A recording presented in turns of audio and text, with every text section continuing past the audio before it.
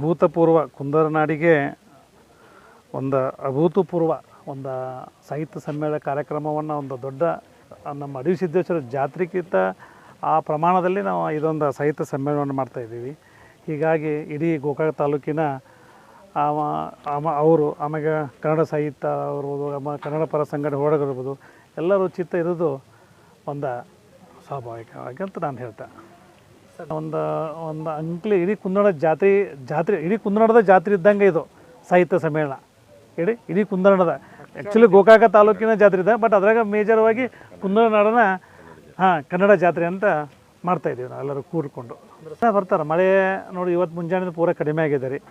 ಆಮ್ಯಾಗ ಪ್ರವಾಹ ಎಲ್ಲ ಇಳಿಮುಖ ಆಗ್ತಾಯಿದೆ. ಜನ ಎಲ್ಲ ಬರ್ತಾರೆ ತಾಲೂಕಿನಿಂದ ಆಯ್ತು, ತಾಲೂಕೆಲ್ಲ ಹಳ್ಳಿಗಳಿಂದ ಕನ್ನಡಪರ ಹೋರಾಟಗಾರ ಆತ್ರಿ, ಸಾಹಿತ್ಯ ಅಭಿಮಾನಿಗಳಾಯ್ತು, ಆಮ್ಯಾಗ ಎಲ್ಲ ಈ ಕುಂದಣ ಜನರು ಎಲ್ಲರೂ ಬರ್ತಾರೆ, ಎಲ್ಲರೂ ಹೇಳಿದ್ದಾರೆ. ಮತ್ತು ನಾ ಆ್ಯಕ್ಚುಲಿ ಅಂದ್ರೆ ಪೋಸ್ಟ್ಪೋನ್ ಮಾಡಬೇಕಾಗಂತ ವಿಚಾರ ಮಾಡಿ ಎಲ್ಲರೂ ಕೇಳಿದ್ವಿ. ಇಲ್ಲ ನೀವು ಸಂಡೇ ಮಳೆ ನಿಲ್ತದೆ, ಸಂಡೇ ಮಾಡಂತ ಎಲ್ಲರೂ ಹೇಳತ್ಲೇ ನಾವು ಸಂಡೇನ ಫಿಕ್ಸ್ ಮಾಡಿದ್ವಿ. ಅದು ಕನ್ನಡದ ಏನ್ರಿ ಅಂದ ಪ್ರೀತಿ ವಿಶ್ವಾಸ ಅನ್ನೋಕ್ಕಿಂತ ಅದು ನಮ್ಮ ರಕ್ತದಲ್ಲಿರ್ಬೇಕು. ನಾವು ಕನ್ನಡದಲ್ಲಿ ಹುಟ್ಟಿ ಹೇಳ್ರಿ ಕನ್ನಡ ಪರ ಎಲ್ಲ ಕಾರ್ಯಕ್ರಮಗಳನ್ನ ಯಶಸ್ವಿಯಾಗಿ ಮಾಡ್ತಾಯಿದ್ದೀವಿ.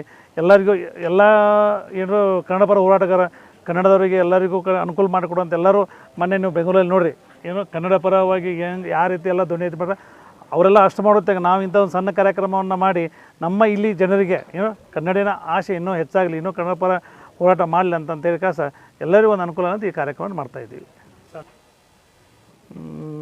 ನಾಳೆ ಬರೋದ ನೋಡಿರಿ, ಇದು ಕನ್ನಡ ಜಾತ್ರೆಯನ್ನು ಅತಿ ಯಶಸ್ವಿಯನ್ನುಗೊಳಿಸಿ ಈ ಕನ್ನಡ ಪರ ಕಾರ್ಯಕ್ರಮಗಳು ಇನ್ನೂ ನಮ್ಮ ಕುಂದಣದಲ್ಲಿ ಇರ್ಬೋದು, ಗೋಕಾಕ ತಾಲೂಕಿನ ಇರ್ಬೋದು, ತಾಲೂಕು ಮಟ್ಟ ಅಲ್ಲ ಜಿಲ್ಲಾ ಮಟ್ಟ ರಾಷ್ಟ್ರ ಮಟ್ಟದನ್ನಾಗ ಮಾಡಲಿ ಅಂತೇಳಿ ನಾವು ಬಯಸ್ತಾ ಇರ್ತೀನಿ.